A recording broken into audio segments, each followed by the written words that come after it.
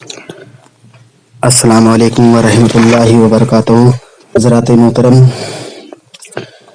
یہ رجب المرجب کا مہینہ چل رہا ہے اور چاروں طرف بزرگوں کی محفلیں سجائی جا رہی ہیں، چونکہ یہ رجب کا مہینہ ہے جو کہ بہت ہی عظمت والا مہینہ ہے۔ اس مہینے میں سرکار غریب نواز رحمۃ اللہ علیہ کا عرس مبارک منایا جاتا ہے۔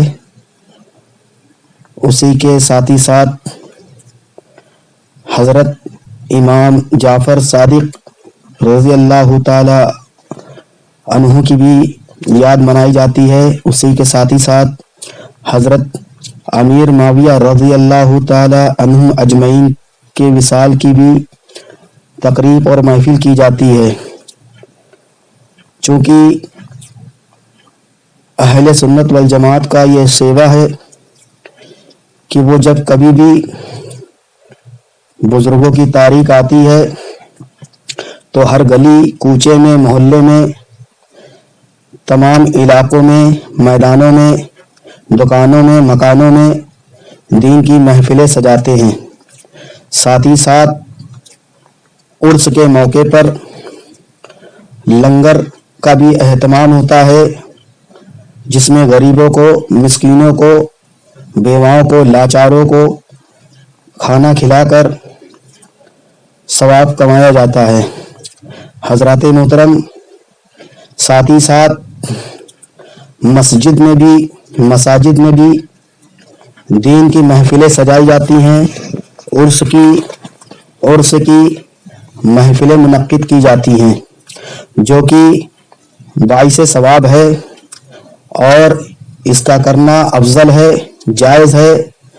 اور اہل سنت والجماعت کی پہچان انہی بزرگوں کی نیاز، انہی بزرگوں کے ذکر کی محفل کو سجانے سے ہوتی ہے۔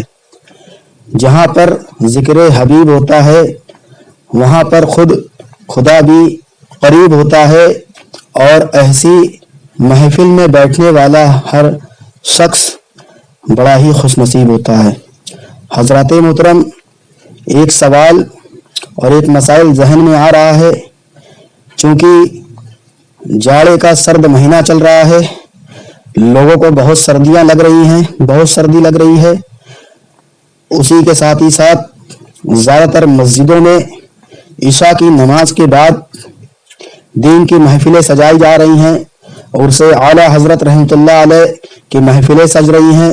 اسی کے ساتھ ہی ساتھ لنگر کا اہتمام بھی ہو رہا ہے۔ داخل مسجد کے اندر دین کی محفل سجائی گئی، اسی دوران کچھ لوگوں کی نماز عشاء جو کہ مصروفیت کی وجہ سے وہ نہ پڑھ سکے، جب نماز ان کی جماعت ترک ہو گئی، اب وہ گھر جائیں گے، چونکہ تھکے ہوئے ہیں، اور گھر پر اکثر لوگ جاتے ہیں اور جن کی نمازیں چھٹی ہوتی ہے تو اکثر کر کے وہ نماز گھر پر نہیں پڑھ پاتے ہیں اور یوں ہی سو جاتے ہیں، جو کہ یہ گناہ ہے۔ اور حضرات محترم، لیکن وہ شخص جس کی نماز عشاء جماعت کے ساتھ ترک ہو گئی، یعنی جماعت چلی گئی، اب وہ شخص جب مسجد پہنچتا ہے تو اس مسجد میں جہاں پر وہ پہنچتا ہے تو نیچے کے حصے میں مسجد کے اندر وہ دیکھ رہا ہے۔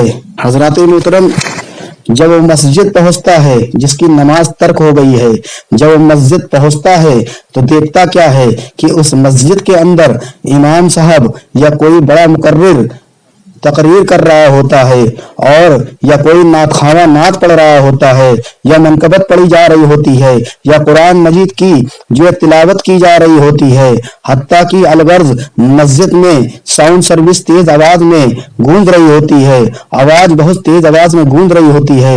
اسی نیچے مسجد کے داخلے مسجد کے اندر کچھ بزرگ بھی نماز پڑھ رہے ہوتے ہیں، اسی کے ساتھ ہی ساتھ کچھ لوگ قرآن مجید کی تلاوت بھی کر رہے ہوتے ہیں۔ حضرات محترم، میں یہ نہیں کہتا کہ مسجد کے اندر دینی محفل سجانا یہ ناجائز و حرام ہے بلکہ جائز ہے۔ خود میرے آقا صلی اللہ تعالی علیہ وسلم نے مسجد کے اندر بیانات صحابہ اکرام کے بیچ میں کیے ہیں۔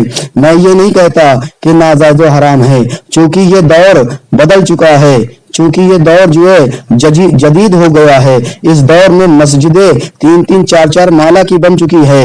میری گزارش یہ ہے، میرا کہنا یہ ہے کہ اگر نیچے کا حصہ چھوڑ دیا جائے، اوپر کے حصے پر اگر دین کی محفل سجا لیا جائے تو میری سمجھ سے یہ ہے کہ نیچے جو بزرگ حضرات جو کافی ضعیف ہوتے ہیں، جو عبادت کرا کرتے ہیں، یا اگر ضعیف کی بھی اگر نماز چلی گئی، بزرگ کی جو زینہ وغیرہ سیڑھی وغیرہ نہیں چاہ پاتے ہیں، اگر وہ جائیں گے تو ان کی وہ نمازیں پڑھ سکیں گے، اور جن کی نمازیں جماعت کے ساتھ چلی گئی ہے وہ بسکون نماز پڑھ سکیں گے۔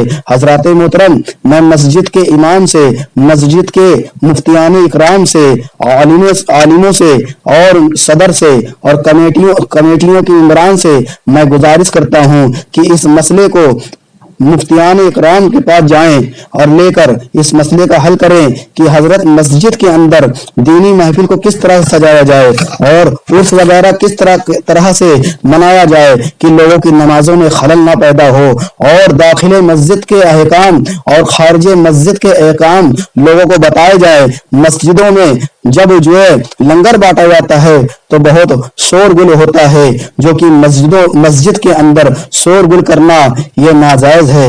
حضرات محترم، مسجد کا احترام بھی بہت ضروری ہے۔ حضرات محترم، میرا کہنا یہ ہے، میں کسی امام سے بغض نہیں رکھتا ہوں، میں کسی مفتیان اکرام سے بغض نہیں رکھتا ہوں، میں عالموں سے بغض نہیں رکھتا ہوں، بلکہ اہل سنت والجماعت کے عالموں سے میں بہت محبت کرتا ہوں، حافظوں سے میں بہت محبت کرتا ہوں، مفتیان اکرام سے میں بہت محبت کرتا ہوں، اور یہ اہل سنت والجماعت کے جتنے بھی اکابر علماء ہیں میں سب سے بہت عقیدت رکھتا ہوں، میں محبت کرتا ہوں، میری کسی سے کوئی لڑائی نہیں ہے۔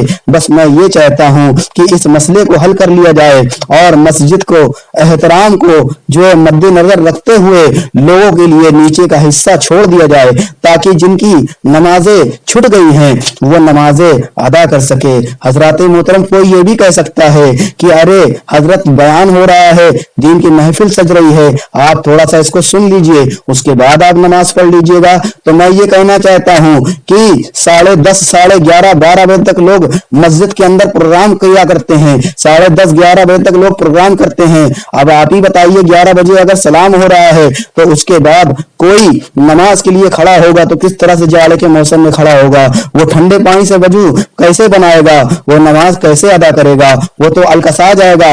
بعض حضرات کو نیند آنے لگتی ہے، بعض حضرات تو کھانا بھی نہیں کھائے ہوئے ہوتے ہیں، بعض حضرات کو تو استنجا لگ جاتا ہے۔ حضرات محترم، بہت ساری معاملات میں آپ کے سامنے کیسے بیان کروں؟